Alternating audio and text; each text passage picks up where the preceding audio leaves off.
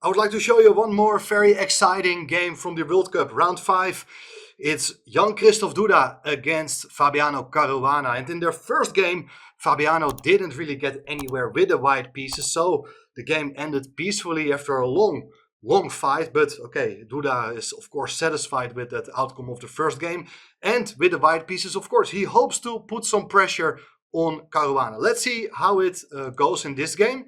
And Duda plays the move d4, knight f6, c4, e6, and we get the Nimzo Indian. And after the move e3, it's the Rubinstein variation. Very popular line nowadays. Not that white is really able to prove an advantage there, but you want to get a playable position. And that's exactly what we get to see. And we get a clash of plans in this game. Black castled here, bishop d3, c5, knight f3, d5. Very standard way of playing. Both sides are developing their minor pieces. Black has already castled, and there is tension in the center. Who is gonna capture first, and which kind of pawn structure does arise from this tension? White decides to take here on d5 with the point that if you take back with the e pawn, there will follow d takes c5, and black will face a struggle with an isolated queen's pawn. Maybe white is a bit better there.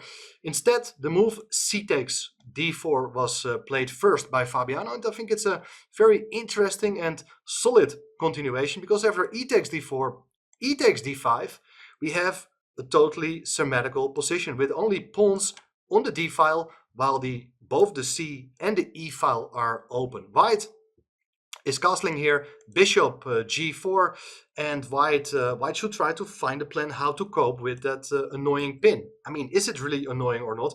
It depends. If black is allowed to play here something like knight c6 to put pressure against the pawn on d4, white has a problem.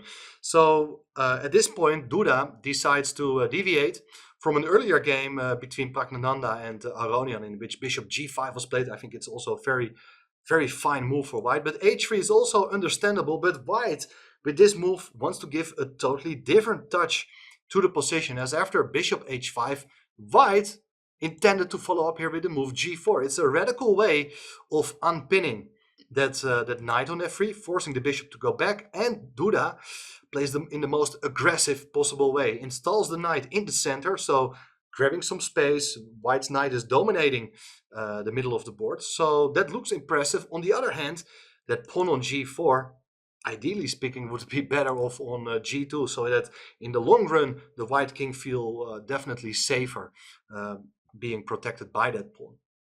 Now, different ways of playing. Caruana goes for the move knight bd7, challenging that knight on e5, and white goes for knight takes g6, h takes g6, claiming the pair of bishops. So the bishop on d3 is a beautiful piece, but how to follow up? There are various ways of proceeding, and Duda goes for the move queen b3, developing by attacking the bishop. But on the other hand, especially in hindsight, it might have been better to bring the queen out to the other side of the board. Queen f3, it's also a move I like a lot, that it's closer to your own king, to protect your own king. But who knows, maybe later on there are attacking chances against the black king as well. But didn't happen. Queen b3 on the board, attacking the bishop. And now another very interesting moment, as black decides to give up its second bishop. Bishop takes c3, and the question, of course, for white is how to recapture. You can maintain the symmetry by recapturing with the queen, which was played. The alternative is to recapture with a pawn to strengthen the pawn on d4. But the main drawback of this move is that black is going to play here the move knight b6 with ideas to go for, let's say, rook c8, queen c7, and then you're attacking that backward pawn on c3. Your knight can land on c4 later on. Things are looking quite comfortable for black. So therefore, queen takes c3 played, but allowing the move knight to e4. The knight comes in, queen goes to b3, double attacking both the b7 and the pawn on d5, knight to b6. Both problems are solved in this way. And even here, the big question is, of course, which pieces are better, the bishops or the knights? And in general, I like the bishop pair, but knights are working very efficiently when they are supported by pawns. And I like that knight on e4, which can count on the support of the pawn on d5. And the knight on b6, it's pretty stable, and maybe it can do something later on as well. What should white do? Definitely complete its development. And in these kind of cases, there are many different ways of treating the position. But the move played by Duda, it's not the one I like the most. King g2 feels like you're trying to stabilize the situation on the king side by protecting your pawn on h3 with the king. But the pawn is not attacked yet. Maybe it would have been more clever to get the bishop out to f4 so that the rook can occupy the open file very soon. That seems to be more important, and if it's needed, you can still play the move king g2, or you can even try to play the move f3.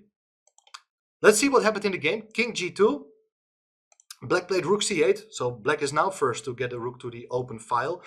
And then, of course, also the question is where to place the bishop. I have already said that bishop on f4, it looks quite nice. It covers some squares on this diagonal. And one of the ideas also is that in case black would decide to challenge that pawn on g4 with an aggressive move f5, trying to open up the file for the rook to hit the bishop, you can still play the move f3. And it's a very important resource, because the pawn on g4 cannot be taken. White is going to take on e4, and then the rook will protect the bishop on f4. In the game, instead, bishop was placed on e3. Also looks very stable, but definitely is less active than placing the bishop on f4. What's black going to do? Various interesting moves, but the move played f5, it's really trying to prove that white's strategy has been way too ambitious, like weakening your king, and the bishop pair doesn't guarantee an advantage for sure. I like this move, f5, because there are ideas also to get a queen to h4, to take on g4. Maybe the pawn at some point can be advanced to f4 and f3, depending also what is going to happen with that knight on e4. If the pawn goes to f4, there is bishop takes e4 as a defensive resource, as black is unable to recapture because of the pawn on d5. White, if I were white, I would go for the move rook a to c1, trying to consolidate the position. And if you're able to swap pieces, then it will not be that problematic to have such an open king. It's really important to get pieces of the board. Another important idea of rook ac1 is actually shown in the game's continuation, because in the game there followed the move f3 immediately, attacking the knight on e4. And if the knight goes away, obviously that's a small success, because the knight on e4 is black's most aggressive piece, taking away many squares, and that's probably what Duda had been relying on in this case. But Caruana comes up with a very important counter-attack, as he played here the move knight c4. And this is a very strong move, as you do attack the bishop on e3. No time to take on e4 because of knight takes e3. With a huge knight fort, you're winning at least the exchange and probably much more. The alternative is to take something else. Maybe you can take on c4, but then after d takes c4, you're attacking the queen. Now, if you would take the pawn on b7, there is a rook b8, the queen got to go away, and on the next move you capture with check on b2. Black is taking over the initiative. That's not good. The other possibility is just to move the queen away, but now the knight comes back to f6, and the plan is to install the knight on d5, to attack the bishop. You have a beautiful blockade. The knight is superior, cannot be chased away from that blockading square, and with black having a pawn on f5 and an exposed white king, definitely black is going to press here. Therefore, after knight c4, there followed the move bishop takes e4. The queen on b3 now protects the bishop on e3. No need to trade off that beautiful knight from c4 for the bishop on e3. Therefore, f takes e4 was played. F takes e4, rook takes f1, rook takes f1, d takes e4. And here, it's time to make up the balance, because materially speaking, it's still even. But of course, this knight, it's beautifully placed in the center with possible attacking ideas. Of course, it's keeping an eye on the bishop on e3, but keep in mind that it's pinned now, so you can't move it yet. But if the queen would take on b7, for instance, there would follow the move knight takes e3. So white got to keep the queen at least on the third rank, and it decided to place itself on c3. King h7, very nice subtle move to make sure that the king is a little bit more safe, no potential checks or pins from the side, from any of these diagonals. And well, black is about to consolidate its position with various moves, including just to get a queen to d5, for instance. So bishop f4 played, queen to d5, with ideas of playing e3 at the right moment, but now there's the move king to g3. King is doing absolutely fine here. You would think it's now surrounded by the bishop and pawns, but wait a second, black is going to take over the initiative with the move rook f8, pinning the bishop on f4, and obviously g5 could be a serious threat. Therefore, queen to b4, attacking the rook. Rook f7, just keeping everything protected. That's a very good strategy before launching the decisive attack with the move g5. So the rook goes to c1, and now anyway the move g5 is played. You don't have to be afraid of the knight hanging. g5 is a big move, because if the bishop goes away, the rook enters on f3, and very soon the knight is gonna join as well. The pawn can be pushed probably, so this is looking awful. There followed queen takes c4 instead, g takes f4 check. No time to exchange the queens, king to g2. And now still even material, but with queens and rooks only on the board, you know that it's going to be a sharp game, and everything what matters is the king's safety. Now black has two connected passed pawns, and they can run up the board, they can impose new threats against the white king. Things are looking incredibly dangerous. The big choice is, do you want to exchange queens or not? Machine says that even rook d7 is a very good rook endgame with these protected passed pawns and pressure against the pawn on d4. But a more human continuation is to play for the mating attack with the move f3 check. King went to f1. Now the queen goes to d7 to keep the rook defended as well. The move d5 is played. And, well, white is looking for a way to push the pawn. Of course, the pawn on e4 is under threat. Even if you push the pawn to e3, there is queen e4, and it's a double attack with check. So rook e7, rook behind the passed pawn, queen to c5, very important, tricky idea, because if you would play here the move e3, there could follow the move d6, and there is a bit of counterplay which you don't want to allow at all. Much better, more precise, prophylactical decision here is to put the rook on e5 first, pinning the pawn on d5. If you go for the move rook d1 to support that pawn with your rook, there is the move e3. The pawn is fantastically supported by the rook, and on the next move e2 with check, double attack is going to be played. Having that in mind, white decided to place the rook on e1 instead. So if you would take with the queen on d5, queens could get swapped and the pawn on e4 could be taken. But much more precise, of course, is rook takes d5.